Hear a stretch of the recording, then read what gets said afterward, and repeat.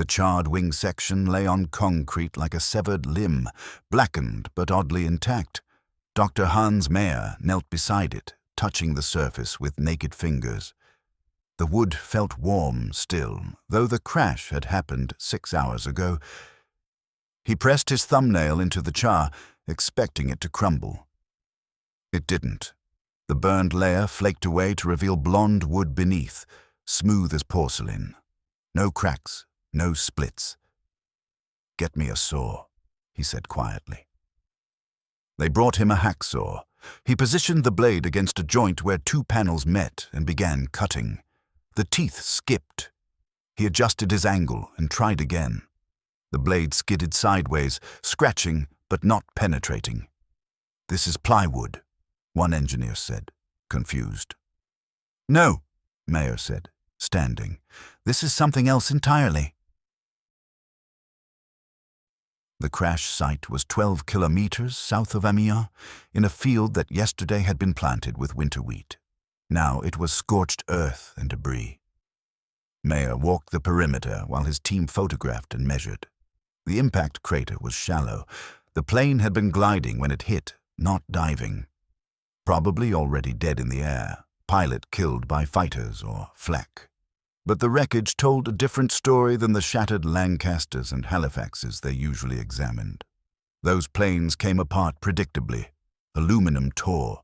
Rivets popped, whole sections separated cleanly at stress points designed to fail in sequence, preventing catastrophic structural collapse. Engineers could read a crash like a text, understanding how the aircraft had died. This was different. The Mosquito had hit hard enough to bury its nose 3 meters deep, yet the fuselage behind the cockpit remained largely intact.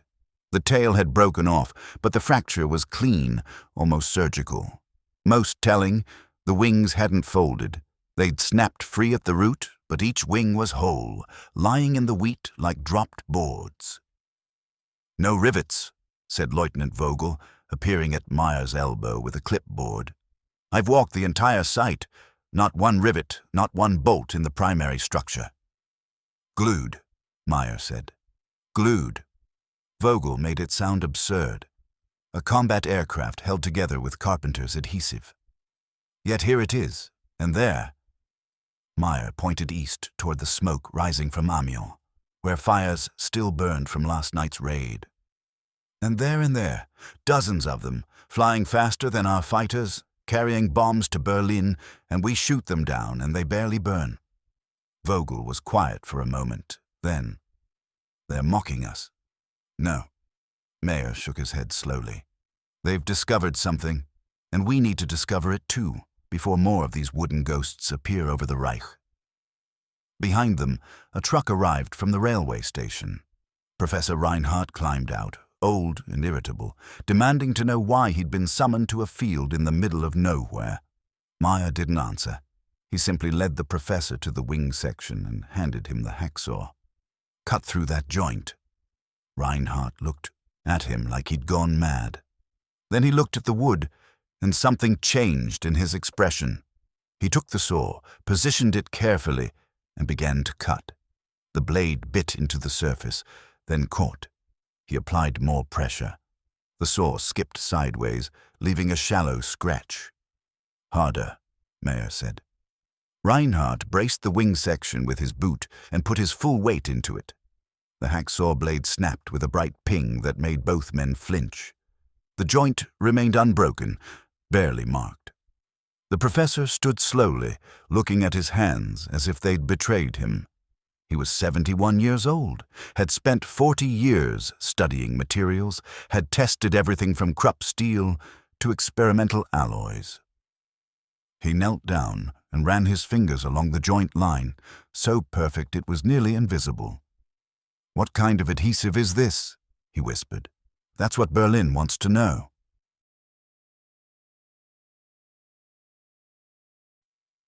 They transported the wreckage to a facility outside Paris, a converted textile factory that now served as a Luftwaffe technical center. Under fluorescent lights, the Mosquito's remains looked less like an aircraft and more like furniture from some giant's house. clean-edged wooden sections that refused to acknowledge they'd been in a fatal crash. Mayer's team set up in the main hall. They had orders to determine 3 things: the wood species, the adhesive composition, and the construction method. Simple questions. Except nothing about this plane was simple. They started with the wood itself. Samples went under microscopes. The grain structure was fine and straight, clearly a quality timber, probably birch or spruce. But it had been treated with something. The cells were filled with a crystalline residue that made the wood denser, harder. When they tried to shave thin sections for microscopic analysis, their blades dulled immediately. "It's like the wood has been petrified," said Klein, the junior materials specialist. "But petrification takes millennia, and this plane is maybe 2 years old." The adhesive was worse. They tried everything: heat guns, acids, mechanical separation, even liquid nitrogen to make it brittle. Nothing worked. The glue joints were stronger than the wood itself. When they finally managed to crack a small test piece by compressing it in a hydraulic press, the wood fibers tore before the glue failed. Professor Reinhardt spent an entire day examining a single seam through a magnifying glass. The joint was perhaps 2 millimeters thick, invisible except where the crash had exposed cross-sections. No air bubbles, no inconsistencies, just a thin line of amber-colored material that had somehow fused 2 pieces of wood into a single entity. "This isn't mass production," he said finally. "This is craft work. Individual attention to every joint. How many hours would this take?" "Too many," Mayer said, "which means they have many hands or they don't care about production speed. Or both." That night, Mayer couldn't sleep. He kept thinking about the crash. Sight, the way the wings had lain in the field like fallen angels.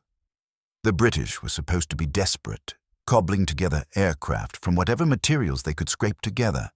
Instead, they'd built something that made German engineering look crude. He got up and walked back to the workshop. The building was dark except for a single lamp where Professor Reinhardt sat, still examining samples. "You should rest," Mayer said. "I will, after I understand." The old man didn't look up. "Do you know what frightens me most, Hans?" "What?" "This isn't new. Look at the wear patterns on these structural members. This aircraft had flown dozens, maybe hundreds of missions, which means they've been building these for years. While we were confident in our metal aircraft and our industrial superiority, they were perfecting this." He finally looked up, and his eyes were tired. "We've been obsolete and didn't know it." The dissection began at dawn. Meyer's team assembled around the largest intact section, a portion of fuselage roughly 3 meters long. They'd mounted it on sawhorses like a patient on an operating table.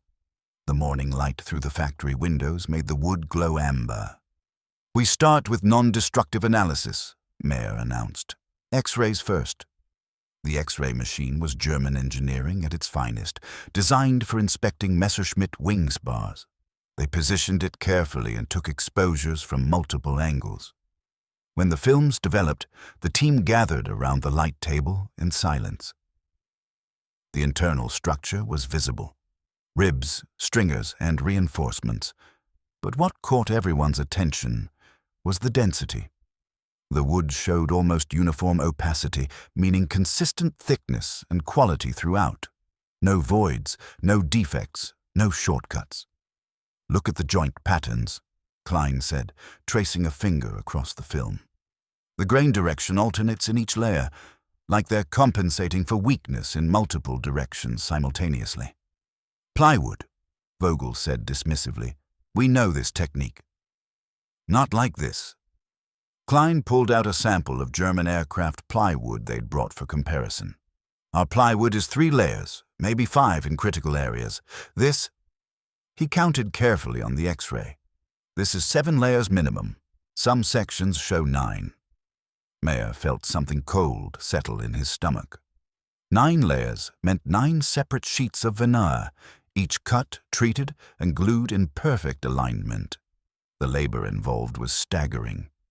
"How long would it take to build one fuselage using this method?" Klein calculated silently. With our current processes? 6 months. Maybe more. They're building dozens. We see them over Berlin every week. Then they have something we don't? Better adhesives, better techniques, or hundreds of skilled workers doing nothing but this? Professor Reinhardt interrupted. He'd been examining the X-rays with a jeweler's loupe. Look here, at the scarf joints where sections connect. Each one is hand-fitted. You can see the individual plane marks in the wood grain. This isn't factory production. This is cabinetry. Mayer ordered them to proceed with physical separation. They selected a small panel section, already damaged by the crash, and set up a containment area. If the adhesive was chemical in nature, they didn't want fumes spreading through the facility. They tried heat first. A propane torch played across the glue line until the wood began to char. The joint remained solid. They scraped away the charred material and found the glue beneath unchanged, still clear and hard as glass. Next, chemicals. They applied acetone, then benzene, then an experimental solvent Klein had brought from the university. Each time, they waited the prescribed duration, then attempted to pry the joint apart with chisels. Each time, the wood fibers tore before the adhesive failed. What if we freeze it? Vogel suggested. Make it brittle. They packed the section in dry ice and waited 30 minutes. The wood became frost-covered and rigid. Mayer positioned a chisel at the joint line and struck it with a mallet. The chisel sank into the wood easily, cutting through the frozen fibers like butter. But when the blade reached the glue line, it stopped dead. He struck harder. The chisel tip snapped off with a sharp crack. Professor Reinhardt picked up the broken chisel, examined it briefly, then set it down with exaggerated care. "Gentlemen," he said quietly, "we are looking at an adhesive that outperforms structural steel in tensile strength, remains stable across extreme temperature ranges, and bonds to organic material with perfect consistency. If the British have weaponized this, if they can apply this to other applications—" He didn't finish the sentence. He didn't need to. Mayer looked at the fuselage section, sitting innocent and wooden on its sawhorses. Somewhere in England, craftsmen were building these machines in quantities large enough to darken German skies. And Germany had no answer. "Double the team size," he said, "and send another wire to Berlin. Tell them this isn't just about aircraft anymore."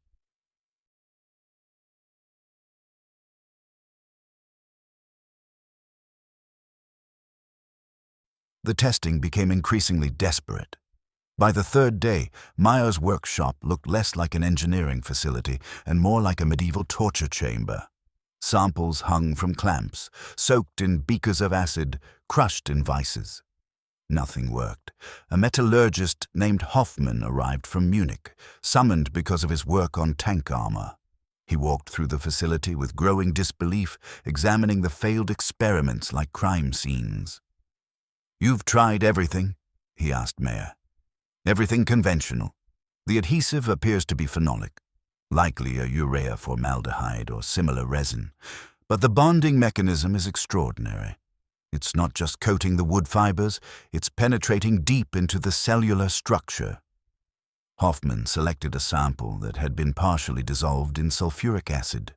The wood was gone, eaten away, but a thin membrane remained. The ghost of the glue line, still holding its shape. He held it up to the light. "It's creating an interpenetrating network. The resin and the wood become a composite material, not just two materials joined. That's why you can't separate them. There's no true boundary to attack.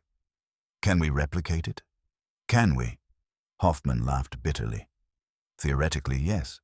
We have phenolic resins. We have wood. But look at this precision." He gestured at a cross-section under microscope. "The glue layer is uniform to within micrometers. The curing must be temperature and pressure controlled to exact specifications, and it must be done across entire aircraft sections simultaneously, or the cure rates will vary and create weak points." Klein had been listening from his workbench. "The British don't have better industrial capacity than us. Everyone knows their factories are outdated, their methods primitive. How are they achieving this consistency? Maybe they don't mass-produce at all, Mayer said slowly.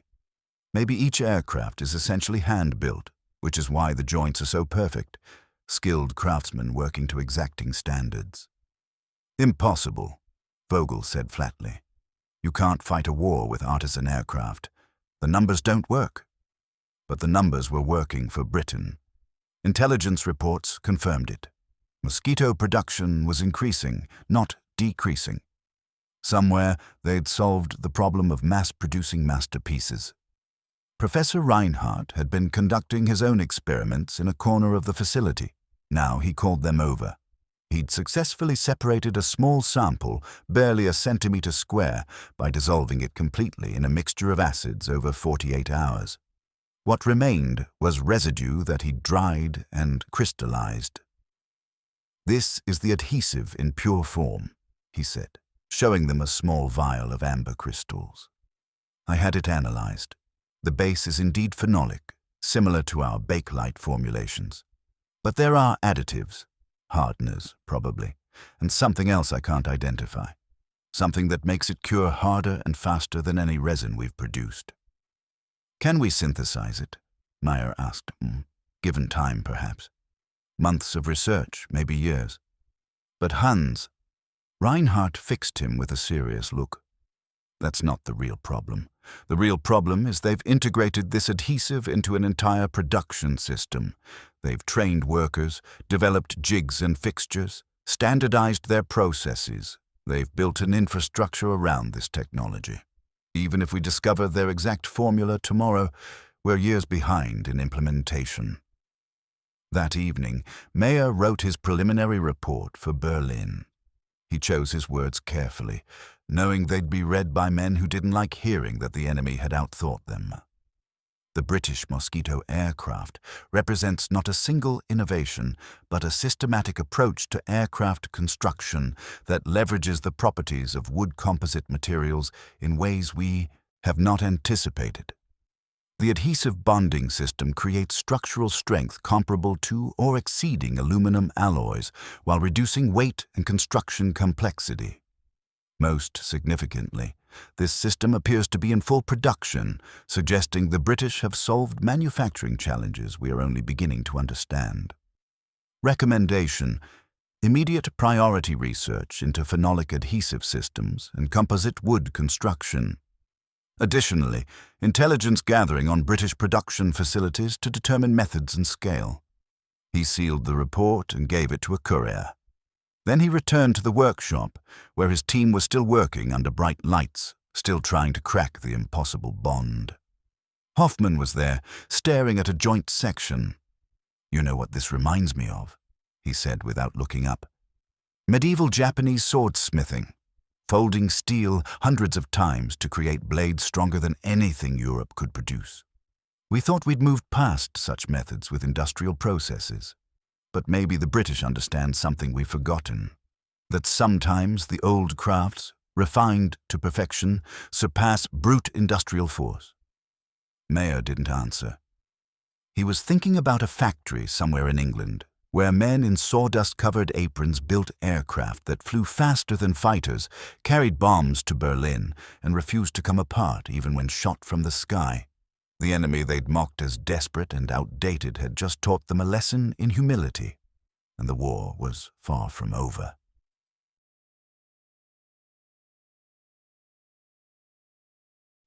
The report reached Berlin on a Thursday morning and landed on the desk of General Oberst Ernst Udet, Director General of Equipment for the Luftwaffe. Udet read it twice, then lit a cigarette and stared out his window at the damaged cityscape beyond.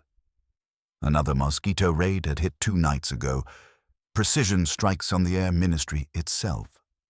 4 aircraft had penetrated the defenses, dropped their ordnance, and vanished before fighters could intercept. Wooden ghosts, the pilots called them. He summoned his staff. "Get Goring on the telephone and find me everyone who knows anything about wood construction." But Reichsmarschall Hermann Göring was not inclined to worry about wooden aircraft. When Udet reached him by phone, his response was predictable. "They're building planes from furniture wood because they're out of aluminum, Goering said, his voice dismissive even over the crackling line. It's a sign of weakness, not strength. Herr Reichsmarschall, the technical analysis suggests... The technical analysis is wrong, or your engineers are incompetent. I've seen these aircraft. They're toys. They burn easily, they break easily, and they present no strategic threat. They bombed your office 2 nights ago. Silence on the line. Then, a lucky strike. Continue your investigation, but don't waste resources on countermeasures. Focus on production of metal fighters. That's what wins wars. The line went dead. Udet sat smoking, thinking about Goering's medals and his certainty and his increasing irrelevance to the actual conduct of the air war. The Reichsmarschall still thought in terms of 1940, when German industrial might had seemed invincible. He hadn't adapted, hadn't learned. The British had learned. That was becoming clear. Udet called in his chief analyst, Major Wilhelm Fischer, who'd spent years tracking British aircraft production. How many Mosquitoes do we estimate they have? Fischer consulted his notes.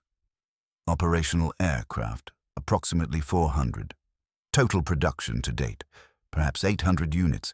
The numbers are difficult to confirm because they operate from dispersed airfields, and many missions are flown at night. 800. Udet did the mathematics in his head.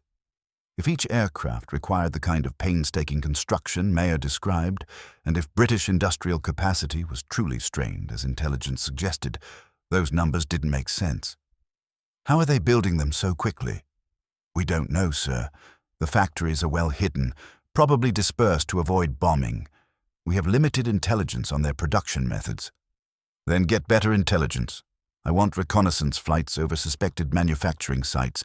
I want agents on the ground. I want to know how many workshops they have, how many workers, how they're training them. Udet stubbed out his cigarette with more force than necessary. And I want samples of their raw materials. If they've discovered some new treatment for wood or a superior adhesive formula, we need it. Fischer made notes. The engineers in Paris are already working on adhesive analysis. Not fast enough. Duplicate their efforts here in Berlin. Get the chemical companies involved. Bayer, IG Farben, all of them. Tell them it's priority research. He paused, thinking. And Fischer? Keep this quiet. If Goering hears we're worried about wooden aircraft, he'll shut down the entire program out of pride. Over the following weeks, a peculiar divergence developed within the Luftwaffe hierarchy. Publicly, the official position remained dismissive. The Mosquito was a nuisance, nothing more. Intelligence briefings called it a reconnaissance aircraft of limited military value. Pilots were told it posed no significant threat. But behind closed doors, resources flowed toward understanding it.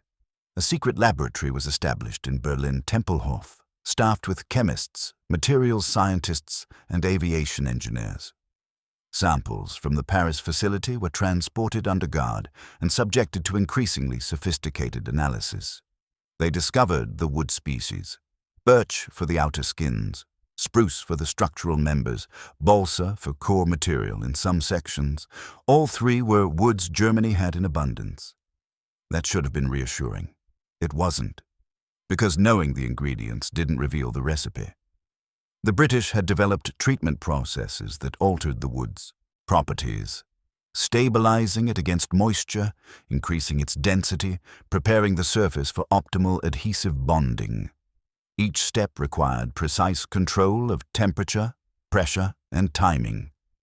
The German researchers could see the results under their microscopes, but reverse engineering the process was proving impossible.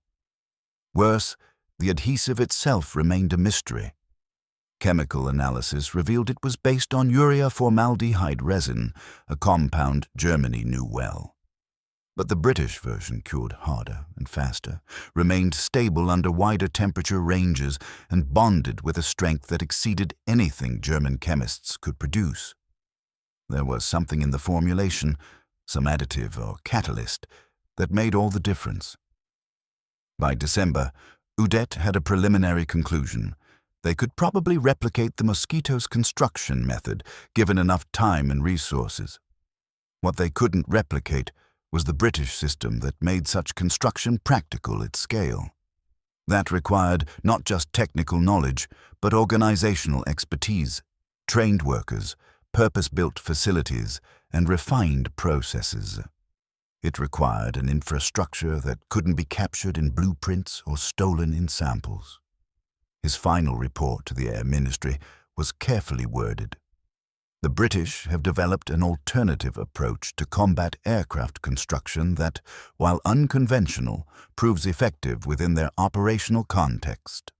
Replication would require substantial resource diversion from current production priorities. Recommend continued intelligence gathering, but no immediate countermeasures. It was a bureaucratic way of saying, they beat us and we can't catch up. Goring read the report and filed it away, unimpressed. The war was being decided by steel and oil and aluminum, not by wooden toys.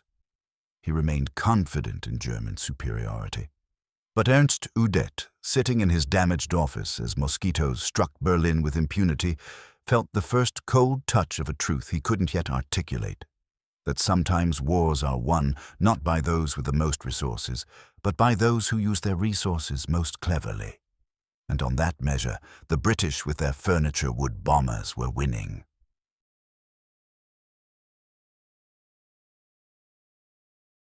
Dr. Hans Meyer had become a man possessed. His apartment in Paris went unused. He slept on a cot in the corner of the workshop, when he slept at all. His uniforms grew rumpled, his face hollow. The other engineers began avoiding him during mealtimes because he would only talk about glue joints and grain patterns and the mystery of how the British had made something impossible routine. Professor Reinhardt watched with concern. "Hans, you need rest." "I need answers." Meyer was bent over his drafting table, sketching joint designs based on X-ray images. "Look at this corner section. See how they've oriented the grain in 7 different directions. It's not just lamination, it's architecture. Each layer serves a specific structural purpose. They've thought through every stress pattern, every load path." "Yes, they're brilliant. We've established that." "But why didn't we?" Meyer looked up and his eyes were red-rimmed. "We have better engineers, better scientists, better industrial capacity. Why are we examining their work instead of them examining ours?" Reinhardt pulled up a stool and sat down heavily. He was tired too. They were all tired. "Because we thought we knew the answer already. Metal is superior to wood, everyone knows that. It's stronger, more durable, more modern. So we never asked the question, what if we're wrong? What if, under certain conditions, with the right techniques, wood could be made to compete with metal or even surpass it?" The British asked that question. The British were desperate. They had no choice but to ask it.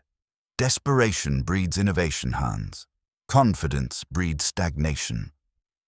Meyer turned back to his sketches. "We need to see their factories, understand their processes. A crashed aircraft only tells us what they built, not how they built it. Berlin is working on intelligence gathering, but the British protect their production facilities carefully. And even if we discovered everything, every technique, every formula, could we implement it? We have factories tooled for metal construction, workers trained in riveting and welding. Converting to wood composite construction would require rebuilding our entire production system. Then we rebuild it. With what resources? While fighting a multi-front war?" Reinhardt shook his head. "We're not going to catch them, Hans.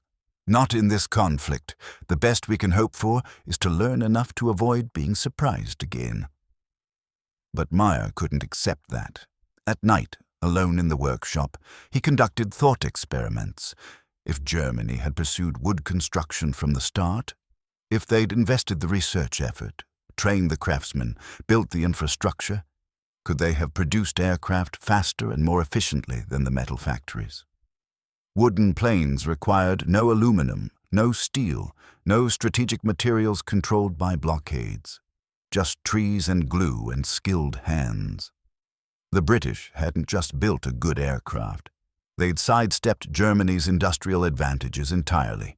competing in a domain where German superiority didn't matter. He began to appreciate the elegance of it. While Germany's engineers had been perfecting aluminum monocoque construction and riveted assemblies, building ever more sophisticated machines that required ever more sophisticated industrial capacity, the British had gone backwards to go forwards. They had returned to an ancient material and asked, "What can we do with this if we apply modern science?" The answer was the Mosquito. Fast, versatile, nearly impossible to intercept, and built from renewable resources using techniques that were less dependent on heavy industry. One evening, Klein found Meyer standing in front of the mounted fuselage section, just staring at it. The young engineer approached cautiously. "Herr Doctor, are you all right?" "Do you know what this reminds me of?" Meyer said softly. "My grandfather was a furniture maker. Master craftsman. He could join two pieces of wood so perfectly you couldn't see the seam. I used to watch him work, the care he took, the precision. I thought when I became an engineer that I'd surpassed him, that industrial processes were superior to craft. But look at this." He touched the fuselage gently. "This is craft and industry combined, the best of both worlds." "We could learn from it," Klein offered. "Apply their techniques to our own designs." "No, we're too late. This aircraft exists because Britain invested years in developing it, years we spent being confident in our superiority." Meyer turned away from the fuselage. "The lesson isn't in the aircraft itself. It's in the thinking that created it, the willingness to question assumptions, to explore paths others dismissed. That's what we've lost." A week later, Meyer received orders to return to Berlin. The Paris facility would continue operation under Vogel's supervision, but Meyer's expertise was needed for other projects. The Mosquito investigation was being downgraded, not closed, but reduced in priority. There were more pressing concerns: bomber defense, jet engine development, rocket systems. On his last night in Paris, Meyer wrote a personal letter to Professor Reinhardt. Not an official document, just thoughts between colleagues. "I came to this project believing we would discover a secret, some chemical formula or construction trick that explained British success. Instead, I've discovered something far more unsettling, that success comes not from secrets, but from systematic thinking. The British built the Mosquito, not because they knew something we didn't, but because they were willing to explore ideas we dismissed without investigation. We assumed metal was superior. They asked, under what conditions might wood be competitive? We designed aircraft for industrial production. They asked, how can craft techniques scale? We optimized existing approaches. They questioned whether existing approaches were optimal at all. This is the true lesson of the wooden ghost. Not that wood can replace metal, but that assumptions, especially comfortable assumptions, can blind us to alternatives that might serve us better. I fear this lesson comes too late for this conflict, but perhaps not too late for the next." He sealed the letter and left it on Reinhardt's desk. Then he took one last walk through the workshop, past the X-ray machines and test benches, and failed experiments. The fuselage section sat in its place of honor, wooden and enigmatic, keeping its secrets. In England, at that very moment, another Mosquito was rolling out of a factory in Hatfield. Workers in sawdust-covered aprons were gluing up wings in a facility that had once built furniture. Craftsmen with calloused hands were fitting joints with micrometer, precision, building aircraft that would fly to Berlin and back before German fighters even scrambled. The wooden ghosts multiplied while Meyer packed his instruments and prepared to return to Berlin, to new projects and new problems. But he would never forget the aircraft that taught him humility, the enemy machine built from trees and glue that proved superior to German industrial might. Sometimes the old materials, approached with new thinking, surpassed the new materials constrained by old assumptions. It was a lesson Germany learned too late, on a concrete floor in occupied France, staring at wood that refused to break. The chemistry laboratory at IG Farben's Berlin facility had become a graveyard of failed formulations. Rows of test samples lined the shelves, each one labeled with a different resin composition, each one a failure. Dr. Friedrich Haas, chief chemist, stood before his team with dark circles under his eyes. Formula 317, he announced. Urea formaldehyde base, modified with melamine hardener, cured at 140 degrees for 6 hours. A technician brought forward 2 wood samples bonded with the new adhesive. They'd been clamped and cured according to exact specifications, then allowed to rest for 48 hours. Haas placed them in the testing apparatus, a hydraulic press that would measure the force required to separate the joint. The press engaged. Pressure mounted. At 400 kilograms per square centimeter, the wood fibers began to compress. At 600, they started to tear. At 750, the sample fractured, but the glue line held. "Better," someone murmured. "Not good enough." Haas examined the failure. The wood had split along the grain away from the joint, which meant the adhesive was indeed stronger than the wood itself. That was progress. But when he compared it to samples from the Mosquito, the difference was visible to the naked eye. The British joint had failed at over 900 kilograms, and even then only because the test equipment couldn't generate more force. "They're curing it differently," suggested Dr. Brenner, the junior chemist. "Perhaps higher temperatures or pressure during cure." "We've tried temperatures from 100 to 160 degrees. We've tried ambient curing, heated curing, even autoclaving. The chemistry is fundamentally correct. Urea formaldehyde creates strong bonds with wood cellulose. But there's something else. Some additive or catalyst that makes their formulation superior." Haas walked to the analysis bench where a sample of British adhesive residue sat in a glass vial. They'd extracted it by dissolving the wood entirely in acid, a process that took 72 hours and destroyed the sample. The residue had been analyzed by spectroscopy, chromatography, even X-ray diffraction. The results showed urea formaldehyde as the primary component, with traces of formaldehyde, phenol, and several other compounds. But the ratios were unclear, and there were peaks in the spectrum they couldn't identify. "What if it's not the chemistry?" Brenner said quietly. "What if it's the application?" "Explain." The British could be using multiple adhesive layers, or pre-treating the wood surface, or applying it at a specific moisture content. We're focused on formulation, but maybe the secret is in the process. Haas considered this. They'd been thinking like chemists, trying to perfect the compound.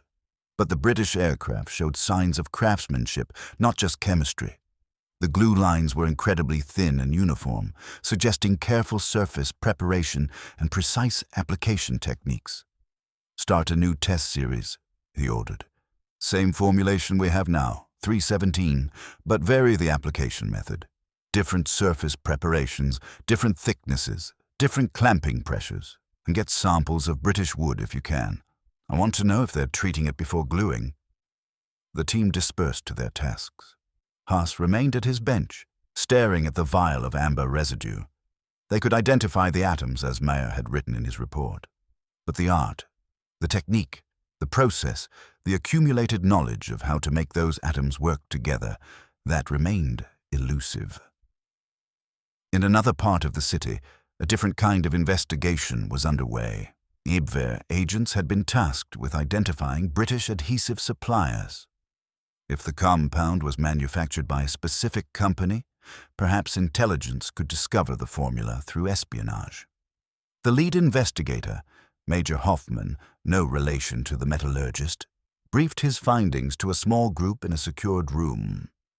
"We've identified 3 likely suppliers: Aerolite, Beatles Plastics Limited, and Gordon Aerolite. All produce phenolic and urea formaldehyde adhesives for aircraft use. All are under heavy guard." "Can we get an agent in sight?" someone asked. "Unlikely. The British are paranoid about industrial espionage. Anyone new entering these facilities faces extensive background checks, and the actual formulations are closely held secrets known only to senior chemists. What about analyzing imported samples? Can we intercept shipments? The adhesive is produced in Britain and used in Britain. There are no exports to neutral countries we could intercept. Our only samples come from crashed aircraft, and as you know, extracting usable material from those is difficult. A Luftwaffe intelligence officer spoke up. What about captured personnel? Have any workers from these factories been taken prisoner? None. The factories aren't near combat zones, and workers don't serve in combat roles. We'd have to conduct a kidnapping operation on British soil, which is well beyond our current capabilities. The meeting ended inconclusively. They had names, locations, and general information, but nothing actionable. The British secret remained locked behind factory walls, protected by distance and security measures. Back at IG Farben, Dr. Haas received a telegram from Meyer in Berlin. It contained a single observation from the Paris facility. British joints show no variation in quality across entire airframe. Suggests either exceptional worker skill or foolproof application method. Recommend focus on process over composition. Haas read it twice, then walked to the window. Below, Berlin showed the scars of repeated bombing. Some of those bombs had been delivered by wooden aircraft that Germany couldn't match. The frustration was suffocating, knowing the solution existed, knowing it was within reach of German chemistry and engineering, but unable to grasp it. They made it simple, he said aloud to the empty room. Somehow, they took complex chemistry and made it simple enough that ordinary workers could apply it perfectly every time. That's the real secret. But simple for the British didn't mean simple to discover. The adhesive kept its secrets while mosquitoes kept flying, and German chemists kept failing, formula after formula, test after test.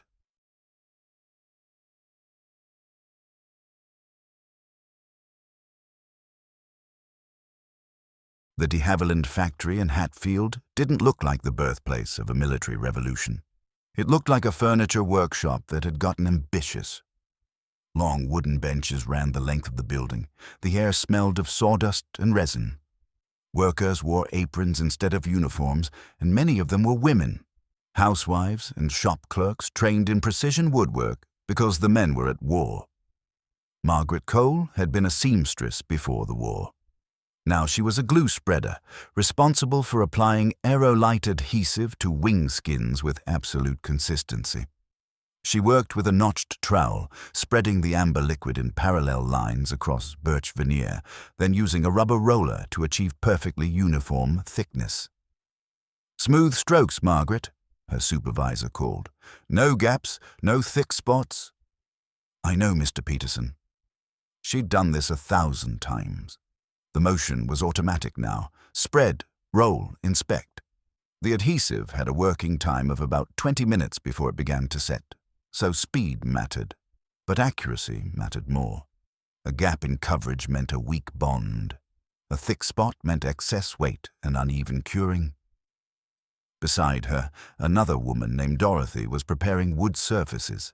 Each piece had to be sanded to exact roughness. Smooth enough for good contact, rough enough for mechanical adhesion. Too smooth and the glue would slide. Too rough and it wouldn't penetrate properly. "How many wings today?" Dorothy asked. 20 pairs, if we keep pace." Margaret positioned a new veneer sheet. "Though I heard production's increasing next month. They want 40 pairs weekly." 40? Where will they find workers?" "Same place they found us. The knitting circles and church groups." Margaret smiled. "Never thought I'd be building bombers, did you? Never thought I'd be doing anything useful." Dorothy's husband was in North Africa. Her 2 sons had joined the Navy. Building aircraft felt like her contribution to bringing them home safely. "Do you ever think about the Germans trying to copy these?" "Let them try." Margaret began spreading adhesive again. "They don't have what we have." "Which is?" "Mr. Peterson, mostly." She nodded toward their supervisor, who was checking joints with a jeweler's loop. He used to make pianos. Says piano soundboards require the same precision as aircraft wings. Perfect glue lines, no voids, consistent pressure during curing. The Germans probably have better chemists, but do they have piano makers? In the curing room, finished wing sections rested in heated jigs. The temperature was maintained at exactly 125 degrees Fahrenheit. Hot enough to cure the resin quickly, but not so hot it would damage the wood or create internal stresses. Pressure was applied by mechanical clamps, distributed evenly across the entire surface. The wings would cure for 6 hours, then rest for 24 before being tested. Geoffrey de Havilland himself sometimes walked the factory floor, though he looked more like a country gentleman than an aircraft designer. He'd stop at workstations, ask questions, examine joints with his hands. The workers treated him with respect, but not awe. He was simply the man who'd figured out how to make wood fly faster than metal. The secret, he'd told Margaret once, isn't in the materials. It's in respecting them. Wood isn't inferior to aluminum. It's different. You have to work with its nature, not against it. The aerolite adhesive had been his breakthrough. A 2-part system, resin and hardener, mixed just before application. It cured through a chemical reaction that generated heat, which meant once started, the process was irreversible. No second chances. Workers had to get it right the first time. But the beauty was its forgiveness within that window. As long as you applied it properly within the working time, it bonded perfectly. No special equipment needed, no furnaces or pressure vessels. Just attention to detail and following procedures. The Germans, Margaret suspected, were overthinking it. They were probably mixing exotic compounds and building complex curing systems when the answer was simpler. Good materials, careful workers, proven techniques. The kind of thing Britain had been doing for centuries in shipyards and furniture workshops. At lunch, the workers gathered in a common room that had formerly been a garage. They ate sandwiches and drank tea while radio music played. Someone had pinned a cartoon to the wall, a befuddled German engineer examining a wooden wing with a magnifying glass, while the caption read, "The British are using advanced plywood technology." The women laughed. They knew the Germans were struggling to understand. Word had filtered back through intelligence channels. Crashed Mosquitos were being analyzed obsessively in Paris and Berlin. Let them analyze. The more time they spent studying wood, the less time they spent building fighters. My husband wrote that his squadron encountered a Mosquito last week, Dorothy said. Said it flew past his Spitfire like he was standing still. Made him jealous. They're faster than anything, Margaret agreed. And we're building them from trees and glue in what used to be a furniture factory. That's what wins wars, isn't it? Not having the biggest factories, but using what you have most cleverly. Back on the production line, another wing was taking shape. Layers of birch, balsa, and spruce being bonded into a structure that would fly at 400 miles per hour and carry bombs to Berlin.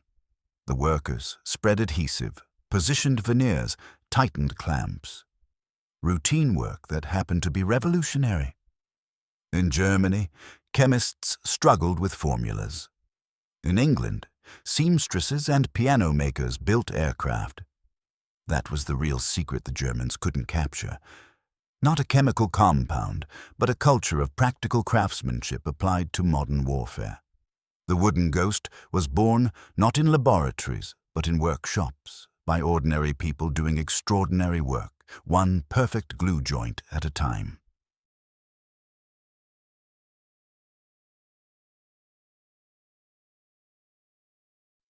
The report reached Hitler's desk on a cold January morning in 1944. He read the first page, then the second, his face darkening. Around the conference table, his officers waited in silence. When the Führer was in a mood, it was best to say nothing. "This is propaganda," Hitler said finally, throwing the report down. "British lies, designed to make us waste resources."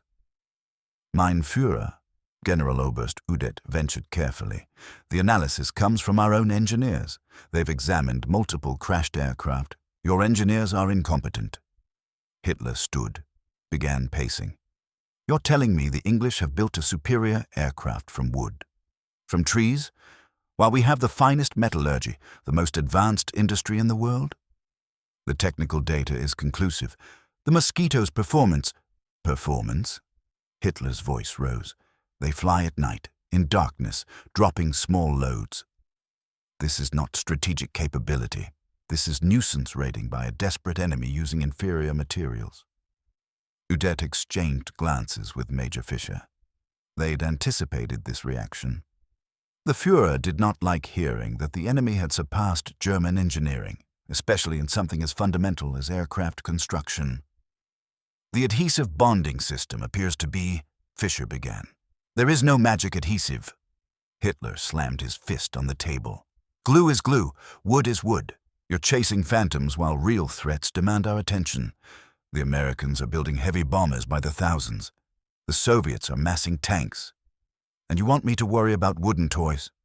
Mein Führer, these toys are bombing Berlin nightly. The room went silent. No one contradicted Hitler directly, but Fischer had a reputation for blunt honesty. The Führer stared at him, jaw clenched. Then shoot them down. That's what the Luftwaffe is for. We've tried, Mein Führer. They're faster than our night fighters. They fly above the effective range of most flak, and their radar cross-section is smaller than metal aircraft. Our radar often doesn't detect them until too late. Hitler returned to his seat, still angry but listening now. Udette seized the opportunity. We're not suggesting we abandon metal construction, but understanding British techniques could help us. Help us what? Build wooden aircraft? Embarrass ourselves with furniture bombers? Hitler shook his head. Germany leads the world in jet engines, in rockets, in advanced weapons. We will win through technical superiority, not by copying enemy desperation. The meeting continued, but the conclusion was foregone. No major resources would be allocated to wooden aircraft research. The Mosquito investigation could continue at low priority, but Germany's focus would remain on metal fighters, jet development, and other advanced weapons. After the officers filed out, Hitler sat alone, staring at the report. The photographs showed impossibly clean wood joints, stress test results that defied logic. The numbers didn't lie. The British had achieved something remarkable, but admitting that meant admitting Germany wasn't as far ahead as he'd promised the nation. It meant the enemy, inferior, mongrel, decadent Britain, had outthought the master race in at least one domain. That was unacceptable. Better to call it propaganda, to dismiss it, to focus on areas where German superiority was unquestioned. Meanwhile, in the skies over Berlin, the air raid sirens wailed again. Citizens rushed to shelters, Luftwaffe crews scrambled to fighters. Radar operators squinted at their screens, trying to detect the incoming raiders. 2 Mosquitoes crossed the coast at 28,000 feet, flying so fast that by the time fighters reached altitude, they were already over the target. The lead aircraft carried 4,000 pounds of high explosives. The second carried incendiaries. They'd make their runs, drop their loads, and be gone before effective opposition could intercept. The bombs fell on a factory producing tank parts. Precision strikes, guided by the Pathfinder force, hit the main assembly building and the machine shop. Secondary explosions followed as stored ammunition cooked off.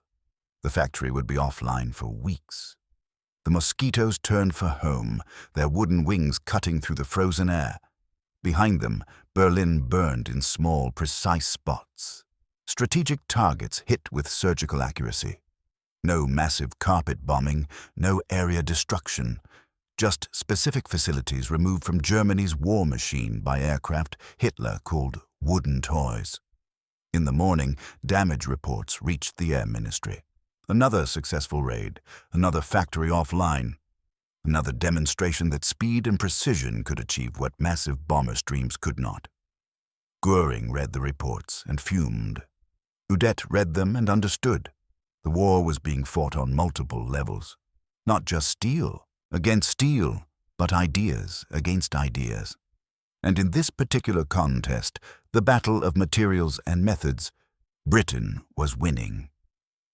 That evening, Udet drafted a private memo, not for official distribution, just thoughts preserved for history, for whoever might read them after the war.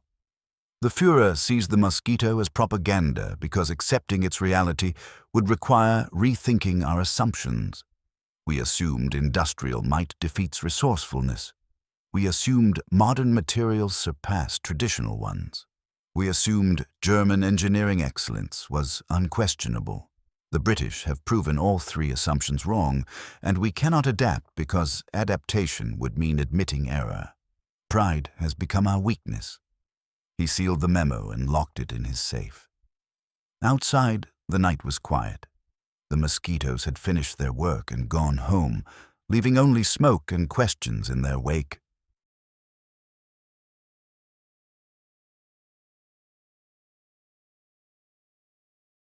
The factory floor at Hatfield was busy but not chaotic. Each worker knew their role. Each station fed into the next with careful coordination.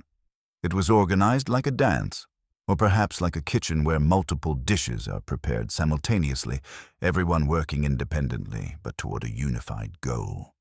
In one corner, men operated band saws, cutting spruce stringers to exact dimensions. In another, women assembled wing ribs using jigs that guaranteed perfect geometry.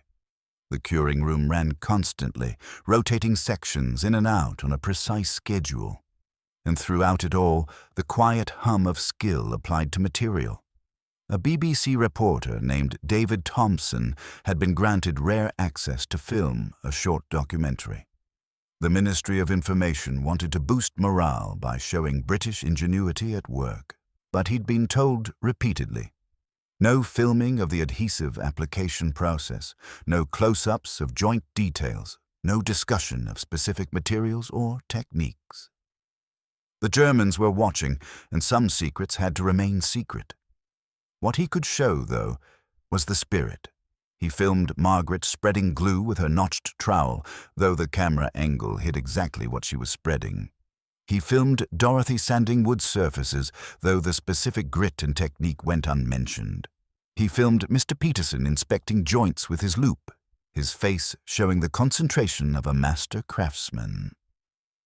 "How did you learn to do this?" Thompson asked Margaret during a break. "They trained us. 6 weeks of practice before we touched an actual aircraft part." She smiled at the camera. "They said building a Mosquito is like building a very fast violin.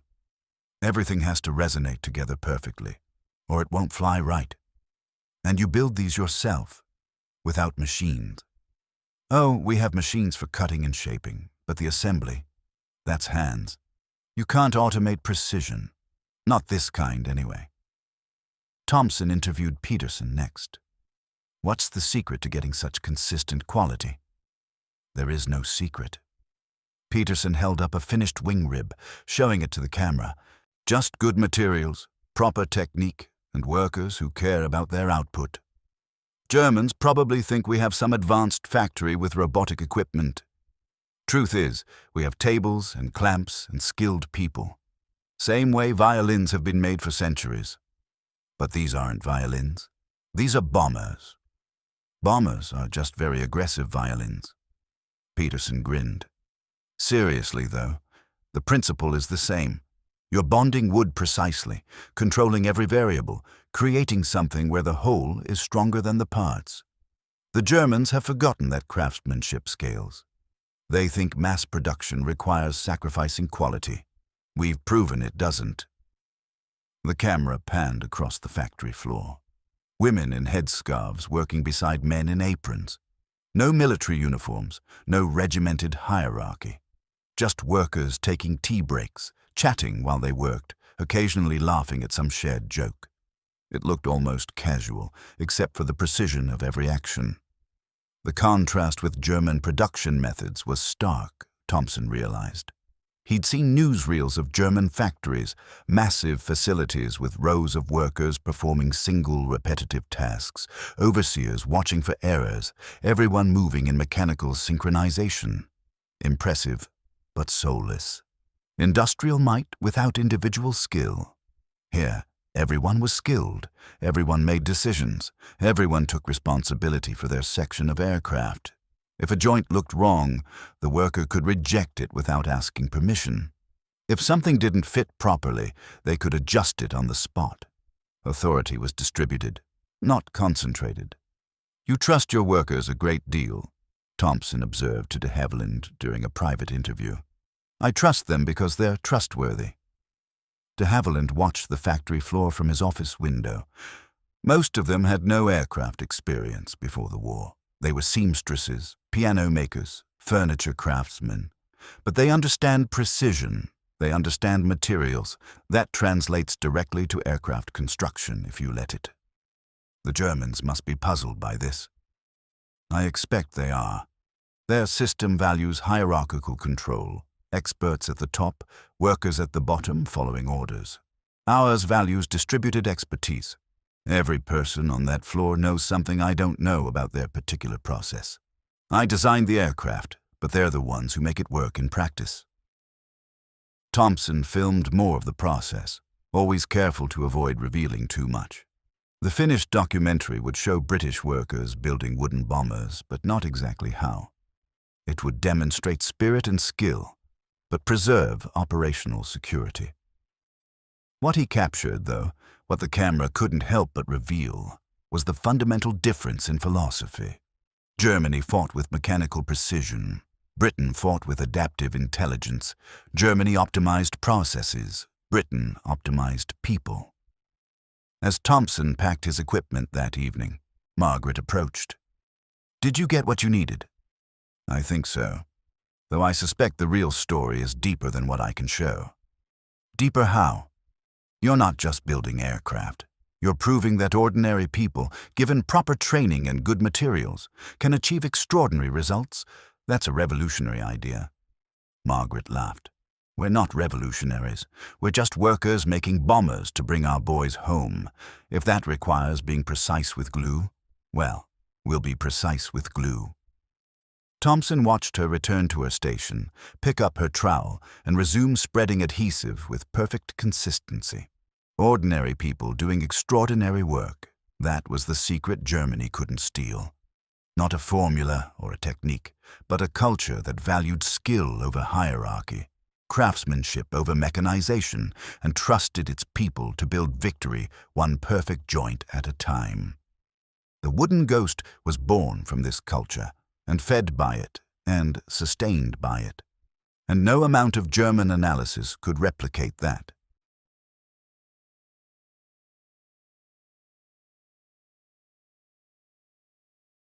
The German prototype sat in a hangar at Rechlin, the Luftwaffe's test facility.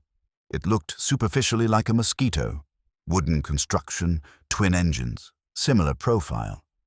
But anyone who knew aircraft could see the differences. The joints were cruder, the surface finish was rough, and the wing showed slight warping that suggested uneven curing or poor material selection. Dr. Mayer stood before it with mixed feelings. They'd done their best, used the finest German birch and spruce, applied their best adhesive formulation, followed construction techniques reverse-engineered from crashed British aircraft. The prototype had taken 8 months to build and consumed resources badly needed elsewhere. "Ready for testing?" the flight engineer asked. "As ready as it will be." Mayer walked around the aircraft, examining joints. Some were excellent. Others showed small gaps or excess glue squeeze-out. Inconsistent, that was the problem. They couldn't achieve the uniform quality the British managed routinely. The test pilot, Hauptmann Richter, looked skeptical. "You're sure this will fly?" "The structural calculations are sound. It should perform adequately." "Should?" Richter didn't sound convinced, but he climbed into the cockpit anyway. The engine started, sputtering at first, then settling into a rough idle. The prototype taxied to the runway, gathering speed and lifted off with visible effort. For 5 minutes it flew normally. Richter made gentle turns, tested the controls, climbed to 3,000 meters. Then, during a moderate banking turn, there was a sharp crack audible even on the ground. The wing dipped suddenly. Richter fought the controls, managed to level out, and made an emergency landing with the aircraft shaking badly. Investigation revealed a glue joint failure in the main spar. The adhesive had separated under stress, allowing the spar to flex beyond design limits. Only Richter's skill had prevented a crash. Mayer examined the failed joint under magnification. The wood surface showed good adhesive coverage, no obvious application errors. But the bond had simply failed under loads that shouldn't have stressed it. Their adhesive was weaker than expected, or the application technique was flawed, or some subtle factor they hadn't controlled had compromised the cure. He wrote his report that evening, alone in his office. Outside, darkness had fallen. Somewhere over Germany, mosquitoes were probably flying, British aircraft with perfect joints and flawless construction, delivering bombs with precision while German fighters couldn't catch them. After extensive research and practical testing, we conclude that replicating British wooden aircraft construction is not feasible within current resource and time constraints. While we have approximated their materials and methods, we cannot achieve the consistent quality necessary for combat aircraft. The British have developed not just a technology, but a comprehensive system, materials, adhesives, training, quality control, that operates as an integrated whole. Replicating any single element is insufficient. The entire system must be replicated, which would require years of development and massive resource diversion. More significantly, the British success appears to derive from leveraging existing craftsman skills toward aircraft production. Germany lacks comparable craft infrastructure, having optimized for industrial mass production instead. Our workers are trained for metal fabrication, not wood craftsmanship. Converting them would take time we do not have. Recommendation: acknowledge British achievement in this domain and focus German resources on areas of existing strength: jet propulsion, advanced metallurgy, guided weapons. We cannot compete with the Mosquito directly, but we can develop capabilities that render it less relevant. He signed the report with something approaching relief. The investigation was over. They'd given it their best effort and failed, but at least now they could stop pretending otherwise. Before filing it, though, he added a personal note, something for the historical record if anyone cared to read it decades later. The Mosquito represents a lesson in humility. The British took a material we dismissed as obsolete and made it superior through systematic thinking and skilled application. They didn't have better science, they had better questions. While we asked, how can we make metal aircraft better, they asked, what alternative approaches might serve us well? That difference in thinking proved decisive. They made nature their ally, used renewable materials, leveraged traditional skills, created a production system resilient to disruption. Meanwhile, we remained committed to approaches that, while excellent, required resources and infrastructure increasingly unavailable to us. War teaches many lessons. One of the hardest is that superiority is context-dependent. What works magnificently in one situation may fail in another. The British understood their context, limited strategic materials, need for fast light bombers, available craftsman workforce, and optimized for it. We understood our context poorly and paid the price in blood and pride. In the end, the wooden ghost defeated us not through superior force, but through superior adaptation. It remains perhaps the most elegant weapon system of this war, simple materials transformed by intelligence into something exceptional. We can learn from that, even if we cannot replicate it. Mayer sealed the envelope and placed it in the outgoing mail. Then he turned off his office light and sat in darkness, thinking about wood and glue and the factory in England where ordinary people built extraordinary machines. The investigation had consumed 2 years of his life. Hundreds of tests, thousands of hours, all to discover what he'd suspected after that first night in France. That the British had beaten them not through secrets, but through better thinking. Admiration had replaced contempt. Understanding had replaced confusion. But the war continued, and mosquitoes kept flying, and Germany still had no answer to the wooden ghost that haunted their skies. In the morning, he would move to a new project, jet engine development perhaps, or rocket guidance systems, something where German advantages remained clear. But he would never forget the aircraft that taught him the limits of industrial might and the power of creative thinking applied to old materials. The wooden ghost had won, not through firepower or armor or advanced systems, but through being exactly what it needed to be: fast, simple, effective, and impossible to ignore.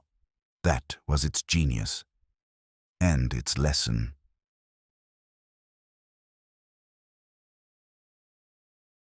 The laboratory was silent except for the drip of water through the damaged roof. Dr. Hans Mayer stood among the wreckage of his research. Shelves toppled, samples scattered, 2 years of work reduced to debris. It was May 1945. The war was over. Germany had surrendered. He picked up a test sample from the floor, one of hundreds they'd created trying to match British adhesive strength. The wood was still bonded, the joint still holding despite everything. They'd come close, toward the end. Formula 423 had nearly matched Aerolight's performance. Nearly, but not quite. And nearly didn't win wars. Through the broken windows, he could see Berlin burning. Not from bombs this time, but from fires set by retreating troops destroying documents. The Third Reich was consuming itself, erasing evidence, preparing for whatever came next. Soon Allied investigators would arrive, sifting through the ashes for secrets and war crimes. Mayer wondered what they'd make of this laboratory, an entire facility devoted to understanding British wood glue. Hundreds of chemists, thousands of tests, enormous resources expended, all to replicate what British furniture makers had achieved in workshops. The absurdity would be clear in hindsight. Professor Reinhardt appeared in the doorway, looking older than his 74 years. "Hans, we should leave. The Russians will be here by morning. Let me gather the reports first." "Why? It's over. None of it matters now." But Mayer was already collecting documents. Test results, chemical analyses, photographs of the Mosquito sections they'd studied so obsessively. This was history, even if it was the history of failure. Someone should preserve it. "The British won," Reinhardt said quietly. "Not just the war. This—" He gestured at the laboratory. "They won this too. With wood and glue and creative thinking. We never stood a chance once we committed to competing directly with their approach. We could have built something else, focused on our strengths instead of their innovation. But we didn't. Pride wouldn't allow it. We had to prove German engineering could match anything, even when the smart move was to acknowledge we'd been outflanked and adapt accordingly." Reinhardt picked up a sample, examined it with old habit, then set it down carefully. "They made us look foolish, Hans. Made our industrial might irrelevant. That's the real defeat. Not losing, but realizing we'd been fighting the wrong battle."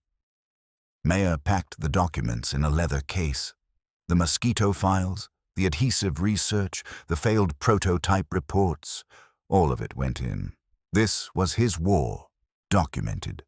Not glorious charges or heroic stands, just a slow realization that the enemy understood something fundamental that Germany had missed. Outside, artillery rumbled in the distance, Soviet forces advancing through the suburbs. Soon they'd be here, looking for scientists to capture, technology to seize, knowledge to exploit. Mayer wondered if they'd care about wood glue formulations, or if they'd laugh at German obsession with a British bomber. "Where will you go?" Reinhardt asked as they prepared to leave. "West, if possible. The Americans are more forgiving than the Soviets." Mayer shouldered his case. "And you?" "I'm too old to run. I'll stay here, answer their questions, probably end up teaching chemistry to whoever wins the occupation." He smiled sadly. "Maybe I'll tell them about the wooden ghost, the aircraft that defeated German engineering without firing a shot at us." They shook hands in the ruined laboratory, two scientists who'd spent years studying the impossible, then walked separate directions into the chaos of defeat. Behind them, the shelves of failed glue samples stood as a monument to misplaced confidence, proof that sometimes the best ideas come from unexpected places and that genius recognizes no national boundaries. The Mosquito had won. Not through destruction, but through demonstration.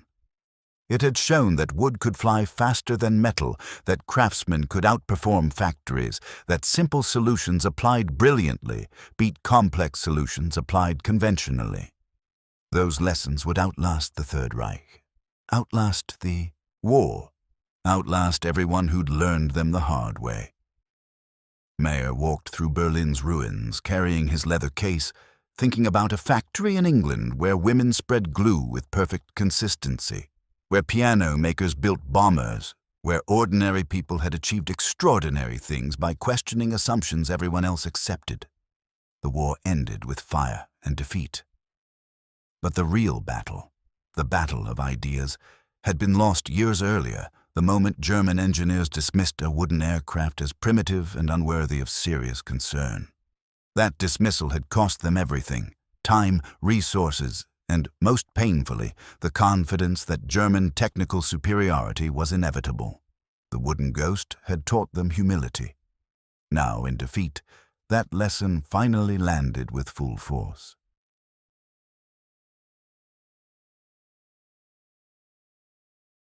The interrogation room was sparse: a table, 3 chairs, and a single lamp. Captain James Morrison of British intelligence sat across from Dr. Hans Meyer, a stack of German documents between them. Outside, the summer of 1945 was warm and bright. Inside, they discussed the anatomy of obsession. 2 years, Morrison said, flipping through Meyer's reports. Your entire team devoted to understanding one aircraft. That's remarkable dedication. It was necessary. The Mosquito represented a threat we couldn't counter. A threat? Morrison smiled slightly. Dr. Meyer, with respect, it was a wooden bomber. You had jets by war's end, advanced rockets. Why did this particular aircraft consume so much attention? Meyer chose his words carefully. Because it shouldn't have worked.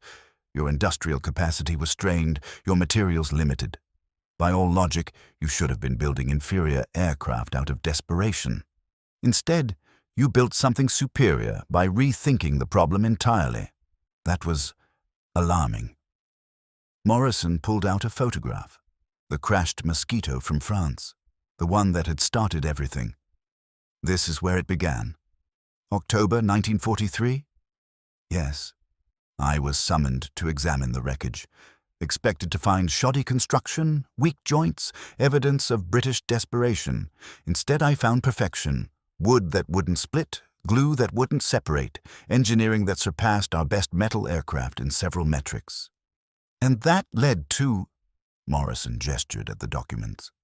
All of this, chemical analyses, adhesive testing, construction of prototype aircraft, hundreds of personnel involved. Over 200 at peak. Chemists, engineers, materials specialists. We established 3 separate laboratories, conducted over 4,000 individual tests, all trying to understand what you'd done and how you'd done it. Morrison was quiet for a moment, reading through test results. You came close, toward the end. Formula 423 shows impressive bonding strength. Close isn't adequate for combat aircraft. The British achieved consistent perfection. We achieved occasional excellence. That difference is everything. Why couldn't you match our consistency? Meyer had thought about this question for months. Because you weren't just using technology. You were using culture. Your workers had craftsman traditions. Piano makers, furniture builders, people who understood wood at an intuitive level. We had industrial workers trained for metal fabrication. Excellent at what they did, but wrong for the task. Converting them would have required rebuilding our entire training system. Morrison made notes. So it wasn't the adhesive formula that defeated you. It was the human element. Partly. The formula mattered. We never quite matched aerolite's properties. But yes, even with identical chemistry, I doubt we could have achieved your production quality. You had workers who could feel when a joint was right, who made tiny adjustments based on experience rather than explicit instruction. That kind of skill takes years to develop and can't be captured in technical manuals. Did you ever consider asking for help? Recruiting British craftsmen somehow? Mayer almost laughed. From the enemy? No, pride wouldn't allow it. We were convinced German engineering would eventually triumph through pure analysis.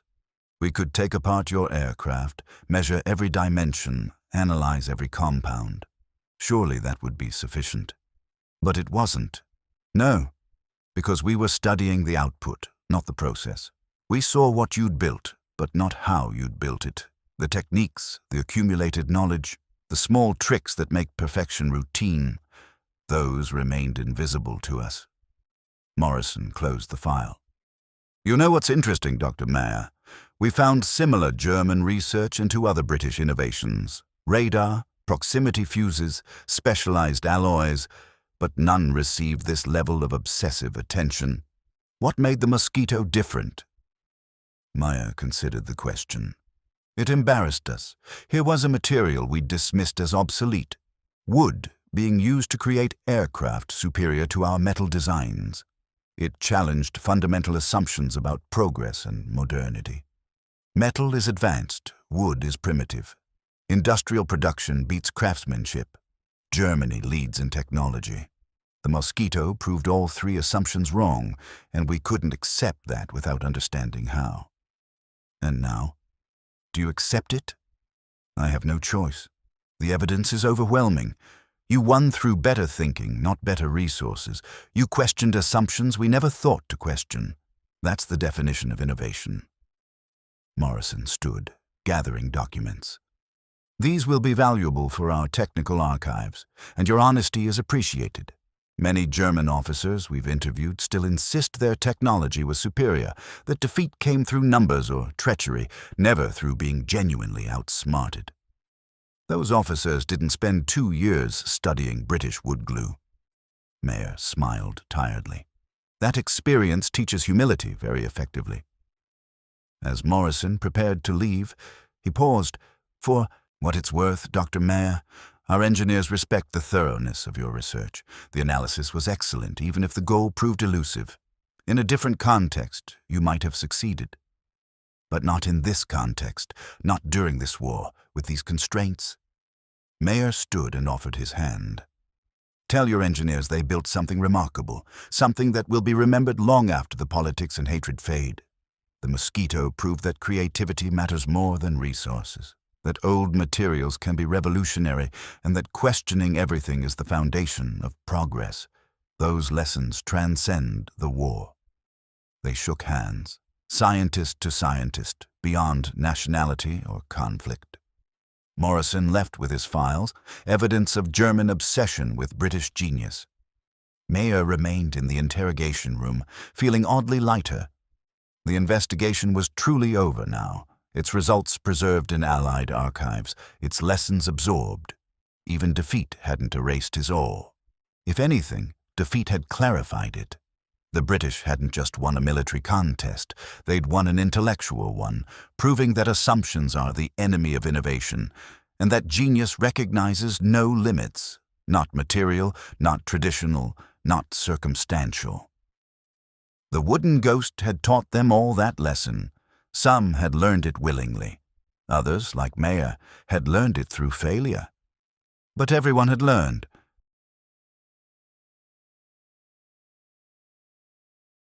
The celebration at Hatfield was subdued. British reserve prevented wild jubilation, even in victory. But the factory floor showed signs of relief. Bunting hung between workstations, someone had brought in cake, and the BBC had sent a crew to document the workers who built the wooden wonder. Margaret Cole stood with Dorothy and several other women, watching as Geoffrey de Havilland addressed the assembled workers. He looked tired but satisfied, a man who'd proven something important to himself and the world. "You should all be proud," he said, his voice carrying across the suddenly quiet factory. "What we accomplished here, what you accomplished, changed the war. The Mosquito flew more missions, dropped more ordnance, and completed more successful sorties than any aircraft of comparable size. And you built it. With your hands, with your skill, with your dedication to perfection. Applause. Modest but genuine. These weren't people who sought glory. They'd done their jobs, done them well, and now they wanted to return to normal life. The Germans tried to copy us, de Havilland continued. Did you know that? Spent years trying to understand how we achieved what we did. They had better laboratories, more resources, brilliant scientists, but they couldn't match you, couldn't match the skill you brought to every joint, every surface, every aircraft. Margaret felt Dorothy grip her arm. They hadn't known, not specifically, but they'd heard rumors, intelligence reports of German obsession with captured mosquitoes, entire facilities devoted to analyzing British construction. Let them analyze, Dorothy whispered. They never had Mr. Peterson and his piano-making precision. Mr. Peterson, mentioned by name in de Havilland's speech, looked embarrassed but pleased. He'd trained dozens of workers in proper gluing technique, had rejected joints that didn't meet his standards, had maintained quality through thousands of production cycles. His contribution was invisible, no medals, no recognition, but essential. After the speeches, the BBC reporter interviewed workers at random.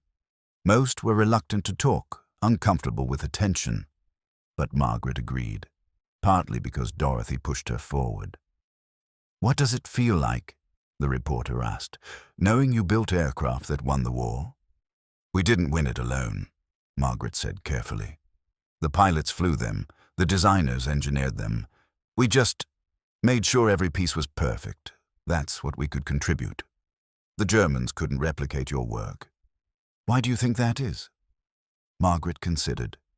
They probably had better chemists, better laboratories. But did they have people who'd spent 20 years making furniture, who knew how wood behaves, how glue spreads, how joints should feel when they're right? That kind of knowledge isn't in books. It's in your hands. The interview made it into the broadcast, along with footage of the factory floor and shots of completed mosquitoes lined up outside. The documentary praised British ingenuity, the ability to turn limited resources into strategic advantages, the contribution of ordinary workers to extraordinary achievements. What it couldn't capture was the quieter truth, that these people had spent years doing repetitive, exacting work with no guarantee of recognition. They'd spread glue in perfect lines 10,000 times, sanded surfaces to exact roughness, inspected joints with jeweler's precision, all without knowing whether their aircraft would succeed or fail, whether the war would be won or lost. They'd done it anyway, because it was their contribution, their way of fighting, their answer to the question, what can I do? In the months after victory, the Mosquito entered aviation legend. Fastest bomber of the war, most versatile aircraft, the wooden wonder that proved unconventional thinking could triumph over industrial might. Books were written, films made, veterans interviewed about their experiences flying it. But for Margaret and her colleagues, the legend was simpler. They'd taken trees and glue and turned them into something that flew faster than fighters, carried bombs to Berlin, and came home safely more often than not. They'd done it with hand tools and careful attention, with craft traditions applied to modern warfare, with pride in work well done. The factory would close eventually, converted back to civilian production. The workers would disperse to other jobs, other lives, but they'd always remember the years when their hands built miracles, when their skill defeated enemy. Analysis, when they proved that genius isn't always loud or obvious. Sometimes it's quiet, patient, and focused on making every detail perfect. The wooden ghost lived on in museums and photographs, in veterans' memories and engineering textbooks. But its truest legacy was simpler. Proof that ordinary people, given good materials and proper training, can achieve the extraordinary. That creativity matters more than resources.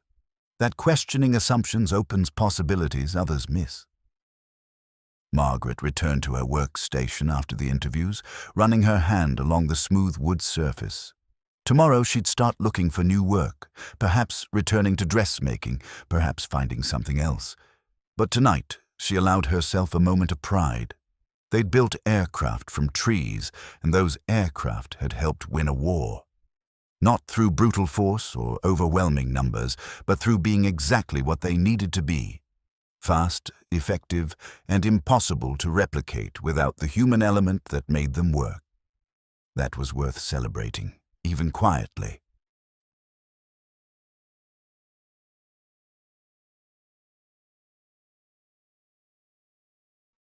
The interview took place in 1962, 17 years after war's end.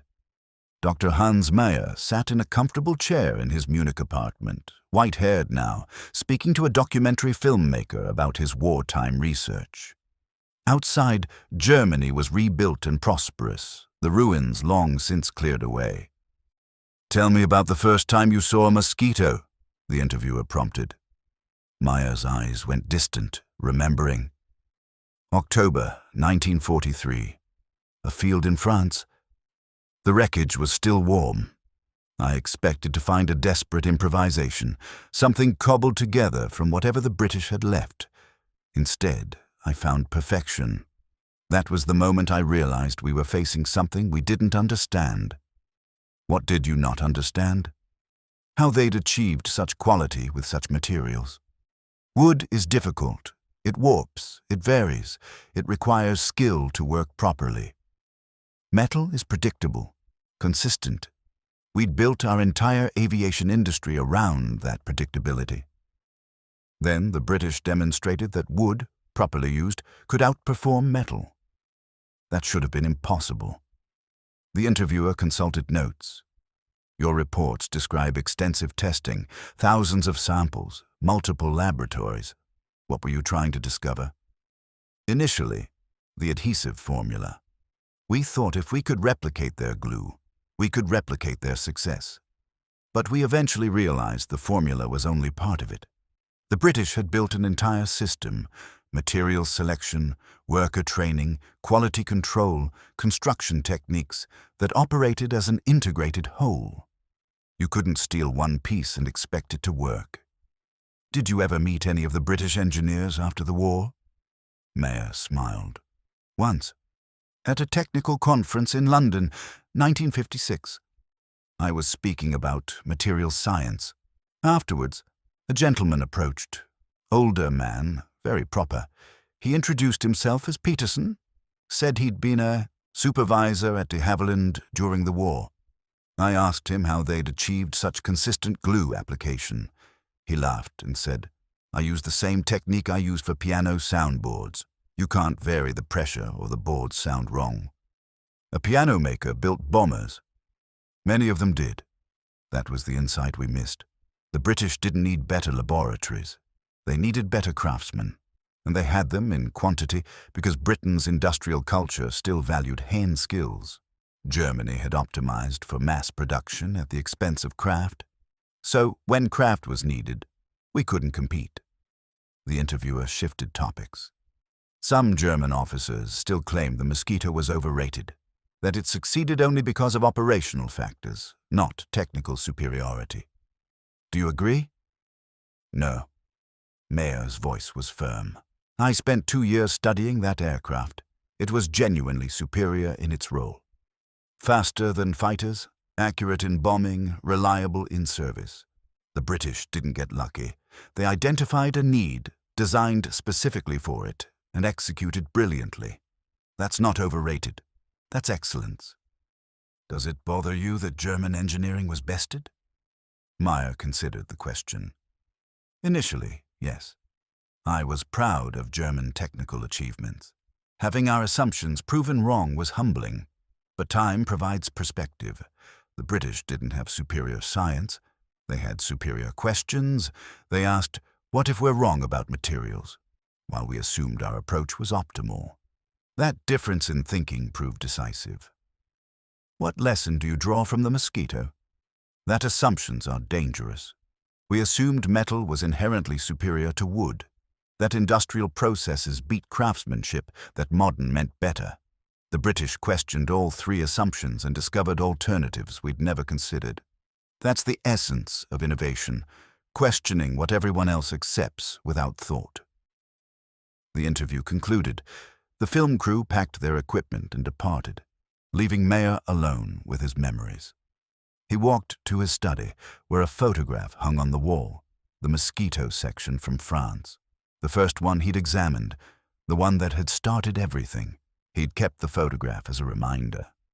Not of defeat, though it represented that, but of the moment he'd realized that genius recognizes no boundaries, not national, not material, not traditional. The British had proven that old materials, approached with new thinking, could revolutionize warfare. That lesson transcended politics and conflict. Sometimes, late at night, Mayer still thought about the factory in Hatfield. Women spreading glue with perfect consistency. Piano makers building bombers. Ordinary people achieving extraordinary things because someone had given them good materials, proper training, and permission to take pride in their work. The Germans had tried to replicate the technology. They'd failed because technology was only part of the answer. The other part, the human element, the culture of craftsmanship, the accumulated skill, couldn't be captured in formulas or blueprints. The English didn't build a plane, Mayer said quietly to the empty room. They built a miracle, with wood and glue and creative thinking, and it defeated us not through force, but through demonstration that our assumptions were wrong. He turned from the photograph, returning to his desk where modern materials research awaited. The work continued, always learning, always questioning. The Mosquito had taught him that lesson permanently. Never assume you know the answer. Never dismiss alternatives without investigation. Never let pride prevent honest assessment. Those lessons, learned in defeat, had made him a better scientist. The wooden ghost had given him that gift, humility tempered by admiration, understanding that excellence comes in unexpected forms, and respect for those who achieve it regardless of circumstance. The war had ended 17 years ago. But its lessons endured, preserved in memory and photograph, in reports filed in archives, in minds changed by encountering something impossible that turned out to be real. The wooden ghost had won. And even in defeat, Mayer was grateful for what it had taught him.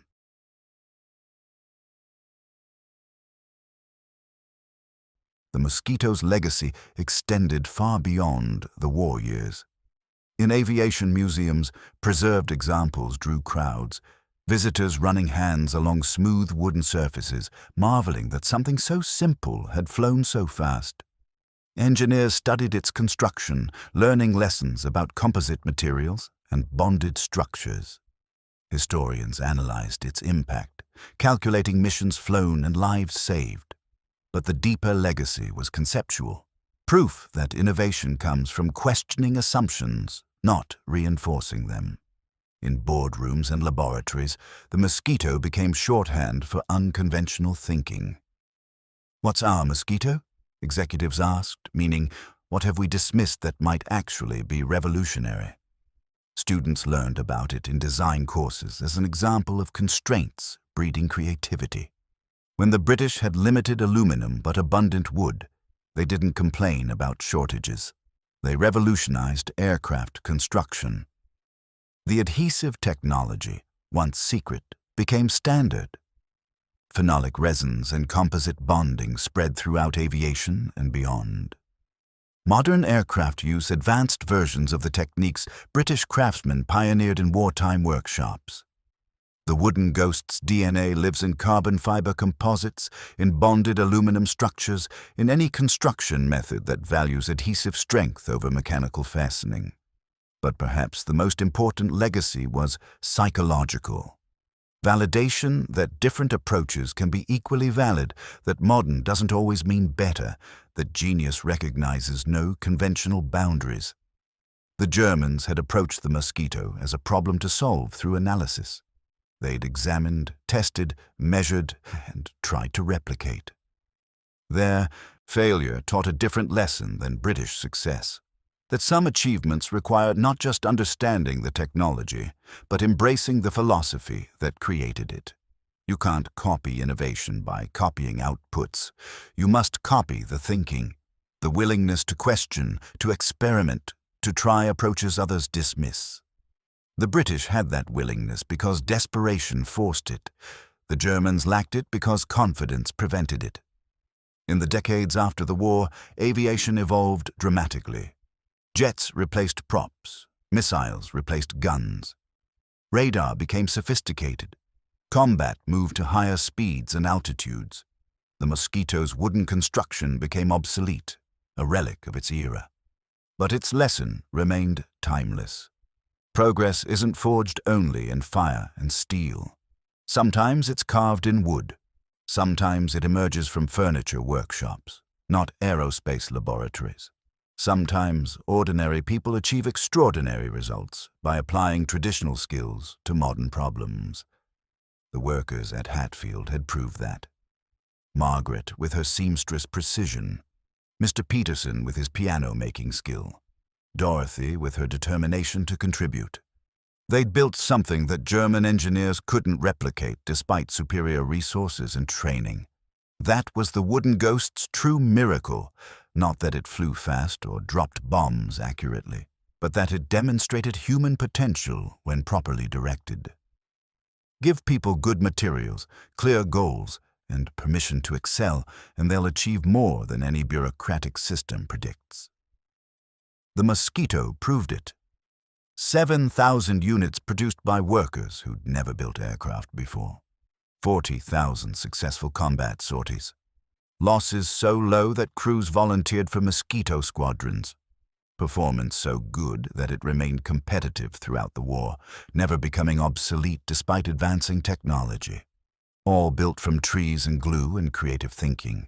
As the 20th century progressed, the Mosquito became legend, the wooden wonder that shouldn't have worked but did. The aircraft that proved unconventional approaches could triumph over conventional wisdom. Veterans told stories of flying it, of how responsive it felt, how fast, how reliable. Engineers studied its construction, finding new appreciation for bonded composite structures. Historians placed it among the war's most significant weapons. But for those who'd built it, the significance was simpler. They'd taken ordinary materials and made something extraordinary. They'd proven that innovation doesn't require exotic resources or advanced facilities.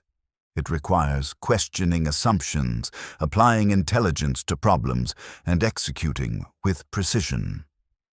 The wooden ghost taught that lesson to everyone who studied it, friend and foe alike.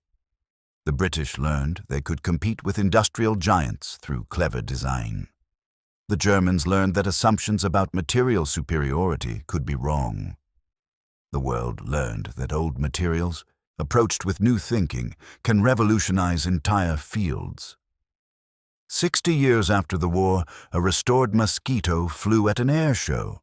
The crowd watched in awed silence as the wooden aircraft carved through sky, engines roaring, still fast after all those decades.